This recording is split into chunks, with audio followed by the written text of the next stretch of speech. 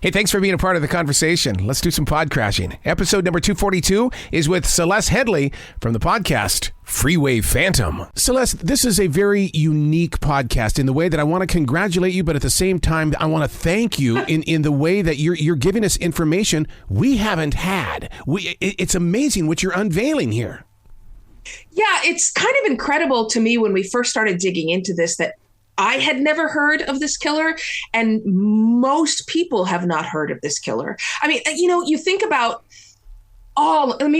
say, a Ted Bundy or the other serial killers who are basically famous for right or wrong, and there have been so many books. And yet this guy killed at least 6 young Black girls, all in the same area around D.C., and most people have never heard of him. Shocking to me. And it's also rare for somebody to kill that many people and never be caught. Was it a trucker, a traveling salesperson? It had to be somebody who was associated with that highway. Yeah, except it was probably somebody who lived in the neighborhood. And the reason that law enforcement thinks this is because he snatched these girls off the streets, the sidewalks, in broad daylight with people around. One girl was taken as she was leaving the grocery store. Her little bag of purchases was left on the sidewalk there. So this is somebody who did not, who fit into these neighborhoods. He was familiar enough that he escaped notice, and he knew those streets and those neighborhoods well. But yeah, he was probably driving up and down those highways a lot. One of the first steps of the mystery is, why didn't this hit the headlines? Why wasn't it on the front page, and why didn't the nation know about this? We knew what was going down in Atlanta. Yeah, exactly. And there's a couple things. One of them is kind of just chance, which is that this was happening while this was happening. Those huge protests in D.C. over the Vietnam War began, and law enforcement was very distracted by that. But the other reason is one that still plagues us, which is that these girls were Black. They came from Black neighborhoods, and they were in a lower socioeconomic status. And so they just, I just don't think they were given the same amount of attention that other victims were. You don't want to bring racism into it, but at the same time, you can't help but sit there, and look over your shoulder going, whoa. There's something going on there.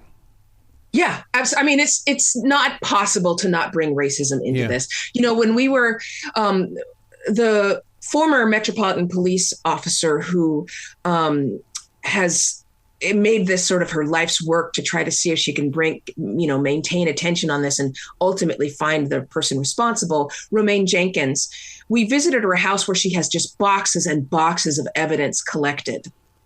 And going through the crime scene photos, I mean, they're incredibly upsetting, but you would see this tiny, fragile, Black body on the side of a highway surrounded by white men. Oh. All of the police officers were white. All of the crime scene investigators were white. Everybody there was a white man looking down on this young Black girl. And it is so striking when you see that. The other thing is that there was not trust between law enforcement, largely white law enforcement, and these Black neighborhoods at the time. And understandably so. And there still isn't. And that always complicates the effort to bring children back home safely, but also to catch perpetrators. Man, you describing that picture, and all of a sudden I go, wait a second, we're talking about a podcast here to where listeners are going to have to really get into the storyline and vision it themselves so that they can get their own interpretation. But you physically saw the photographs. Yeah, we spent a long time going through these boxes. Some of them have evidence. She's got envelopes that have a tamper-proof seal on them that say, don't open because of chain of custody. She has the records of all the hundreds of interviews that law enforcement did with various suspects. Somebody in the neighborhood would say, "Oh, I saw this person." They would track down that person, and there's the record of that interview and what they said. There's a lot of information out there, and to a certain extent, that gives me hope. And the whole team has a little bit of hope because we know somebody knows something. There's still somebody around that knows something. And maybe we could still solve this. That's why I was going to ask you if you guys are going to set up some sort of website where people can reach out in privacy or somehow, some way, get in there and say, hey, I know what's going on. Yeah. And in fact, there's quite a reward if somebody does have a information that they want to share. First of all, they can share that anonymously, but there's a large reward available. If you have a tip and you want to reach out directly to Tenderfoot TV, you can email us. It's tips@tenderfoot.tv, exactly as it sounds. And both Tenderfoot and iHeart have contributed to make this a sizable reward. And like I said, someone somewhere knows something. They heard it at a barbecue. They heard it from a friend of a friend. And that's information that could really help bring these families closure that they deserve. Yeah, see, when you're 50 years away from something that's taken place, you sit there and you wonder, is this just an urban legend story? But it's not. And that's what listeners need to understand, that your podcast is not something that somebody has, just kind of whipped out of their heart. This is an actual event, and many events that made this moment. And the other thing is this is one thing that really struck me as we were investigating this. Number one, it took them, I don't think they realized the killers were connected until the fourth victim. Really? Right? It took them a very, very long time. I mean, this is a period of time when we didn't even have the phrase serial killer, right? They called them pattern killers at the time. They didn't really understand a murderer that would kill unrelated people, not for personal reasons, right, but because, and so, that's the thing for me, is that if they had brought the attention to these killings at the time, if they had gotten the community involved the way they should, if they've gotten the media involved the way they should, they might have been able to keep those other girls safe. Yeah.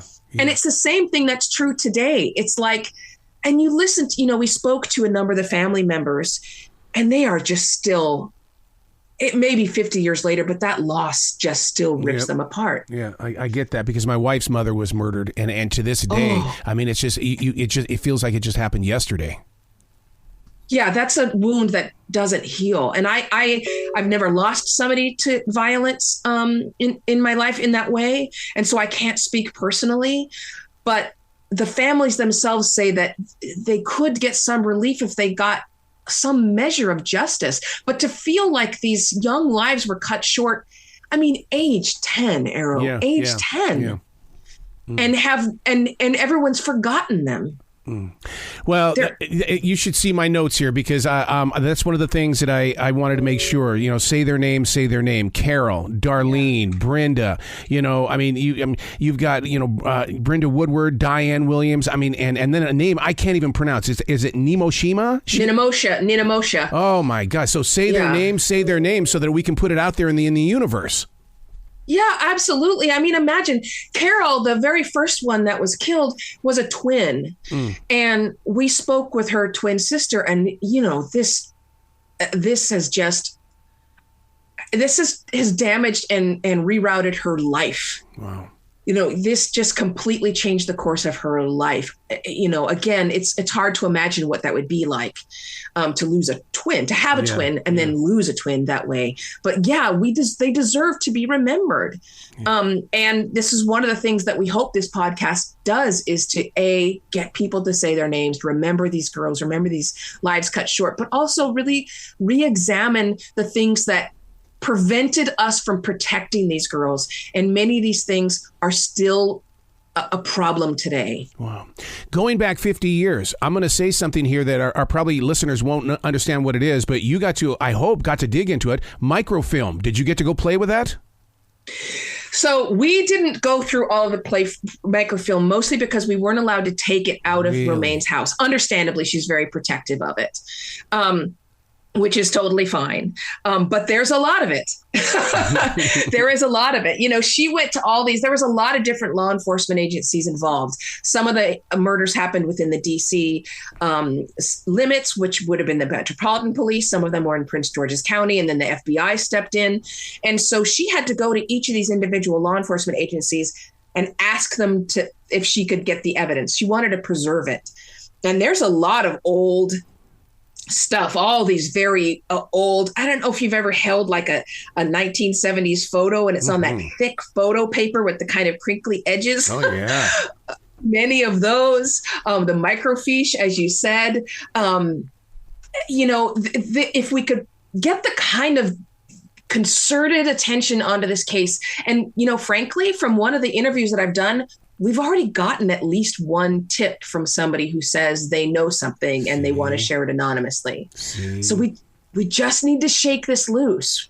And it starts with conversation like we're doing today. And this conversation then starts growing across the country because it might be somebody who's in Arizona that was living in D.C. at that time. That's what's great about what you're doing here, Celeste. Yeah, exactly. And this is what's great about having, the larger companies like iHeartRadio and Tenderfoot TV. It's so great to have Bar Mitzvah, all of these companies that can really bring the national attention to it, because exactly as you say, we don't know where the people are. That person who was standing at a community event and overheard something, or attended a barbecue with their uncle and then went home to Oregon or wherever, right? Yeah. We don't know where they are, but we want to reach them. But, one of the things that I've learned through the podcast, this guy was a real butt, because, he would call the homes of those that he killed. Who does that kind of stuff outside of an insane man? He absolutely tortured these families. He had the girl call home and ask for her mother, and she's standing in the home of the man who was about to murder her, and on the phone, asking for her mother, saying, "I'm okay. I'm at this white man's house." Imagine. I can't imagine. I keep saying that, but that was my experience throughout the entire investigation for this podcast. That, these poor families who were desperate to get their children home safely would receive these phone calls saying, I have her and you won't see her again. He left a note on one of the girls that was taunting the police. One of the papers at that time had given him the moniker of Freeway Phantom because he left their bodies by the side of these roads. And he obviously enjoyed it because that's how he signed his note. And much like Jack the Ripper did, he left this note to taunt the police. Jack the Ripper left notes saying, "Catch me if you can." Right. And that's essentially what his note said. So yeah, this guy took really, really sick pleasure in ending these lives. He sometimes kept them at his house overnight, fed them, bathed them. What? Yeah. Wow. Yeah. Now, one of the things that listeners need to learn about you is that you're also working with iHeart as well as your production company to turn this into a series. Because now if you can do that, we're gonna be able to visually even get into this story even more. Absolutely. And, to unite, the podcast series, the whole production team has done an incredible job, but to then be able to expand it even further so that people can see these crime scene photos, so they can see these spots in the photo from the freeways. They can see these neighborhoods. They can see these girls' faces. You look at the photos of these girls, often there's their school photo, right? These are not young women who had portrait photos taken. They hadn't had all the major events in their lives where you can see photos from their wedding. Yeah. Right. These are their school photos, their grade school photos. And I think if our audience starts to see those, that might even spread it even further and begin to maybe fill in the blanks. There's so many blanks in this story. Mm-hmm. One person that we haven't talked about is Jay Ellis. To create with him, how about that? Yeah, it's exciting. And, it's exciting when there's somebody has that kind of reach and that kind of recognition, who recognizes the importance of this story and is willing to invest in it in a way where they just support it all the way along the line. That's an incredible thing. And I absolute props to him for making this something he cares about. It's not common among celebrities, but he has been so supportive. He understood the import of this case. He also understood the relevance to today immediately and has really, put his money where his mouth is. Wow. Now, let's talk about you personally. You can't dig into a story as big as this and not let it get in there and fester your heart. Because, how are you staying protected from ghosts knocking on your shoulder? That's a great question. During the heaviest part of the investigation of this, when I was reading textbooks on the mind of a serial killer, etc., it sticks with you. Everybody has their own coping mechanisms. Mine is that I only read fictional books in my free time. If I need a break, I watch a comedy. I'll watch old episodes of Parks and Rec or something. And I take my dog for really, really long walks. I mean, you just have to be able to step away. And not obsessively go through all of the information and read through the crime scene reports again, which part of you is so tempted to do. Yeah. But it's it would be one thing, Arrow, if this story was like, oh, that happened in the past and everything is so much better now and this would never happen again. But that's one of the other things that makes this kind of a burden on your heart, is that we haven't fixed some of these things that we need to fix in order to keep these girls safe, keep everybody safe, but especially, these young lives. They needed our protection and they didn't get it. Well, even today, we're trying to figure out how to protect those kids, because, I mean, it's like, and I don't know, I can edit this out if it's too much, but, serial killers have changed. Now they call them mass shooters. They're still serial killers. Yeah. Yeah. And, there's lots of different reasons for that. Partly the weaponry itself. Yeah. But you are correct. I think it's a good parallel, especially to this extent, that I think some of the reasons why people have forgotten these girls, and I'm going to say their names again, Carolyn, Darlene, and Brenda, and then Moshe, and Brenda, and Diane. The reasons they've forgotten them is because we have this story in our heads, right? That there's a certain amount of violence against the innocent that is just inevitable and therefore acceptable. Wow. Now, where can people go to get in touch with you? Because they need to know, now that they've heard the story and they're going to jump into this on iHeartRadio, Freeway Phantom, they're going to want to know, where can I go? So they can listen to the podcast anywhere that they get their podcasts. Yep.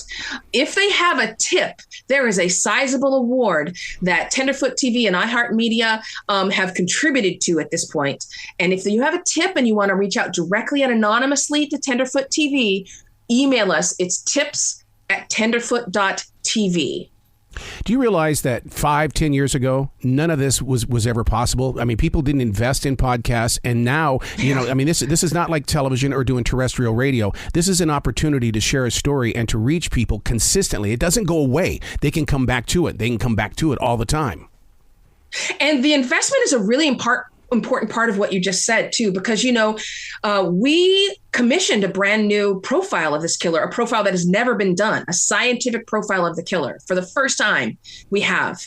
And so, it makes a difference when production companies, in this case, Tenderfoot TV, Black Bar Mitzvah, and iHeart, really put the resources behind it to make this an in-depth investigation as it needs to be. This isn't, just people chatting about information they found on the web. As you say, this attention to podcast means that we were able to marshal resources to really make this the kind of investigation that it needed to be. And that's a good thing. What did you learn from this journey? I think I learned a lot about the nuanced relationship between law enforcement agencies. Mm-hmm. It's so easy to give my opinion on law enforcement and criminal justice, my mostly uninformed opinion. But then you start to dig into why it's so difficult to address violence, and you realize it's more complicated than you think. I think I also learned a lot more about how vulnerable some neighborhoods are and how that vulnerability changes according to people's status. Wow. According not just to their race, their gender, but their socioeconomic status as well. Wow. You got to come back to this show anytime in the future. The door is always, always, always going to be open for you. I really appreciate that, Era. Thanks so much. Well, you be brilliant today, okay?